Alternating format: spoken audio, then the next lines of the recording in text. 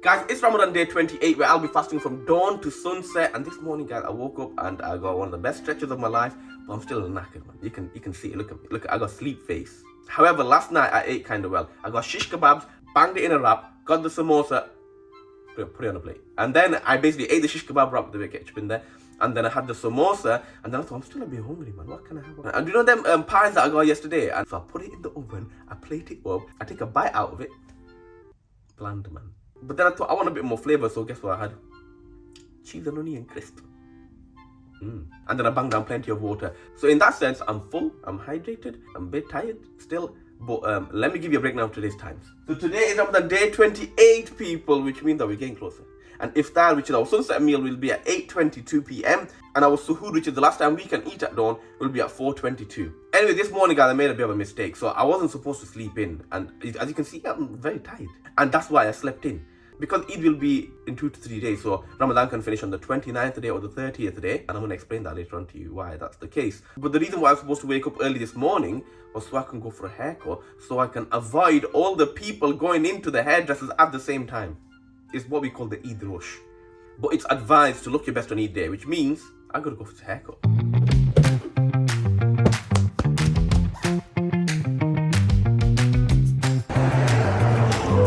Assalamu alaikum. When you fit me up to these, you guys? 6 kids. Oh, it's not 6, it's 7 kids. I've got 7 kids too. Right. I should have woke up earlier. Well, that's kind of disappointing. I mean, I kind of expected it to happen. Remember how I said to you before that Eid can be after the 29th day of Ramadan or the 30th day of Ramadan? And why is that the case? Well, let me explain it to you. So in order to explain this, the first thing I want to talk to you about is the breakdown of the Islamic months. It's 11 days shorter than the Georgian calendar, which is the one that we follow. The reason why it is shorter is because the Islamic calendar is tied to the phases of the moon. Very scientific. Yeah. Compared to our calendar. So basically what each month is, it's a full lunation of the moon, meaning the moon goes through all of its phases to get from one moon to the new moon. Now going back to our Islamic months, we're going to focus on obviously Ramadan. So we've got the 9th month, which is Ramadan, the month of fasting, and that started this year on the 23rd of March, and that's going to finish a day before Eid day, which is going to be either on the 21st or 22nd of April, and we don't even know that yet. When is it going to be? Well, let's find out.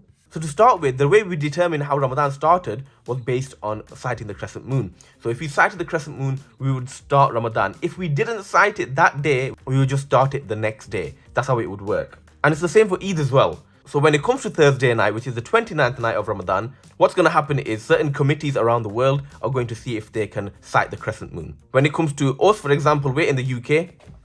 How are we going to sight it? We're not. So what we do is we follow the closest Islamic country.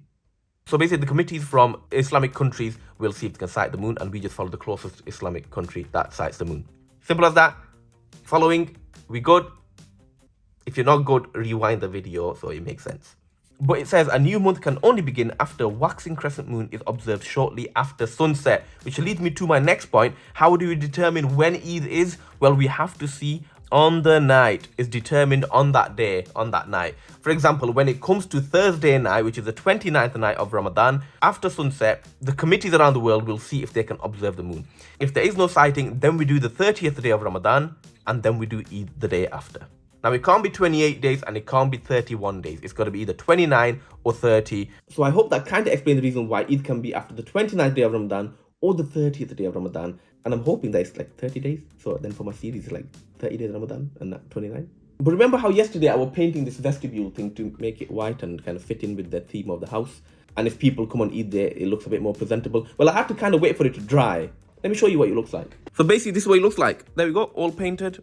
Looks good. This is all the mini humans artwork, so you can like put it straight back up. He's got these bent neck bits on the mosque. And now this matches this, which matches the skirting, which matches this wall, which matches this. It's all matching. But the challenge is going to be preventing the mini human from drawing on this, because he likes using this as drawing board.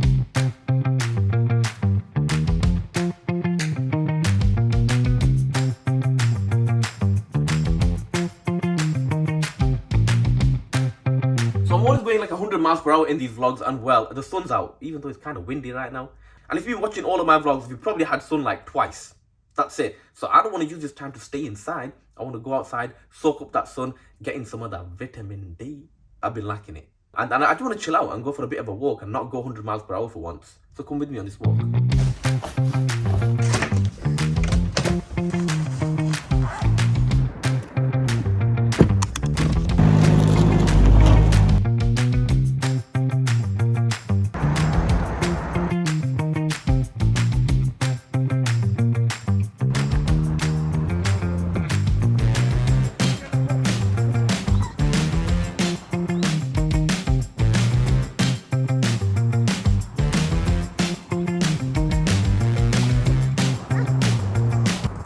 That would be very tasty to eat. I don't know if you know, but it's very windy.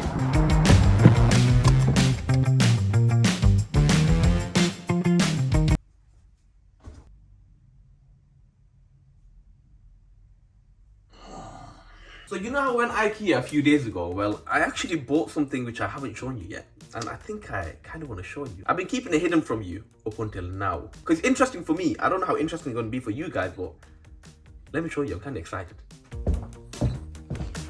This thing. Oh, I want to break it. Oh.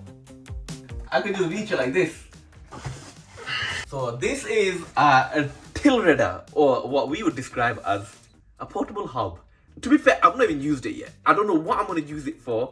I just want them thinking, somebody, I'm like, should I get you? Should I get? And I just bought it. It was like an impulse buy. But then I thought to myself, what if I did like a thing where if I were to go somewhere and I don't have access to my kitchen, I could do like what in the chef on the road kind of thing and just take this with me. Did I just come up with an idea? So yeah, this is very interesting to me. So let's open it.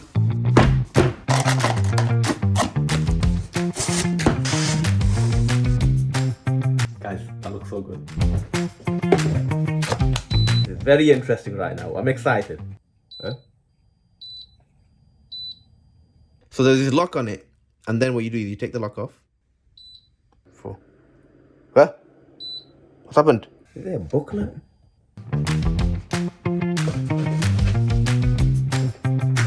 So that symbol means pot incorrectly positioned or missing. So there needs to be a pot on there. So if I just put this on here, and now I try it. Oh yeah, that's hot. Guys, it's working. So what do you think of my series? What in the chef on the go? That would be interesting, isn't it? But there's something else that I want to show you, and that is this stuff here. A lot of people ask me the question, why have I got all these post-it notes? Listen, why do you want to know all my secrets? These have got certain flavor combinations that I really like. So what I've got is I've got certain like cheat codes that I put up there. So basically I put it up there, and then if I'm like making something, I'm like, what can I add today? And then I can look at this and I'm like, oh, okay, I'll make that. Even if it's like, for example, a recipe that I'm doing and I'm like, I write some stuff in, and sometimes you might forget, you can't just remember everything off the top of your head. So yeah, as I'm chopping, as I'm cooking, I can just refer back to these post-it notes. I can use them to help me, guide me, and then my dish comes out. So the time right now is around 6:30, and guess what? I've been invited to go through another iftar at my brother's house. With my brother and my sister-in-law that I invited like 3 days ago. Well, they've invited us to go to theirs. And you guys already know, it's good etiquette to go and buy something and take it. And usually it's a dessert. So what I'm going to do is I'm going to go and buy some ras malai. But I'm not going to buy just any ras malai. I'm going to go buy the one that I got from my friend Ali's house. Roll the clip, you know which one. This is apparently the best ras malai ever. Give me an honest review. Why is it the best? Why is it the best? Yeah. It's got a good, what do you call it, man? There's no like dryness to it. Well, because I'm not gonna lie, that ras malai was nice. So let's go get some ras malai. Let's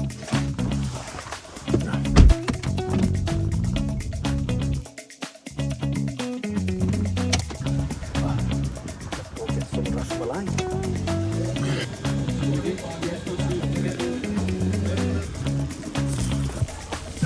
That was a close call, you know, because I said to the guy, oh, do you have ras malai? He goes, there's only one left. I'm like, what? There's no one. And then I looked and there was actually like only one box. And then the man came back with a huge box. So I've got what I need to get. Let's go.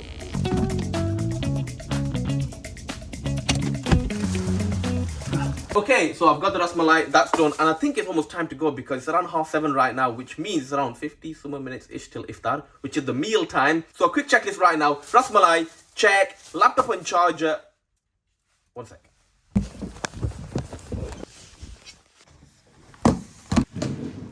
Check. Now you might be wondering, why am I taking my laptop and charger? Well, because after iftar, I might just chill for a bit, have a cup of tea, have a chat and things like that. So if I do want to do that, that way I don't have to think about rushing to get back so I can edit. I can just start my edit there if I need to.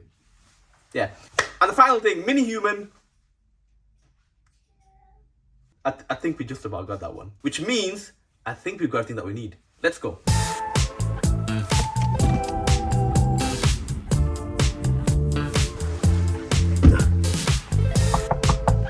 Assalamualaikum. You bro.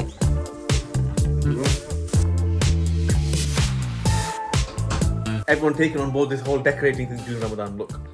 This stuff. Right there. I told you, it gets you in the spirit, it gets you in the vibe of Ramadan. Guys, the time right now is 8:15, which means it's time for what's on the menu. On today's menu, guys, we got dates and we got fruit. Okay?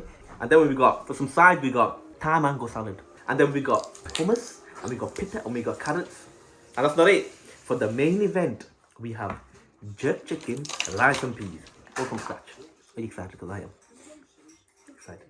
Because I am.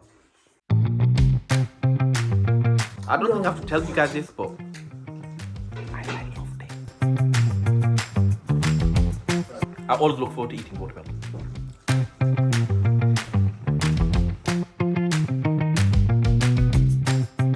Pita and hummus. That's not too bad. Oh, they continue thinking every table. This is the rice and peas.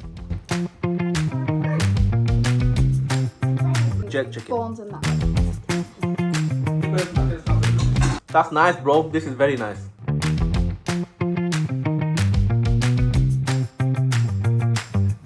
Finally home, guys. Ramadan day 28 done. It's been a good day. But right now it's question time.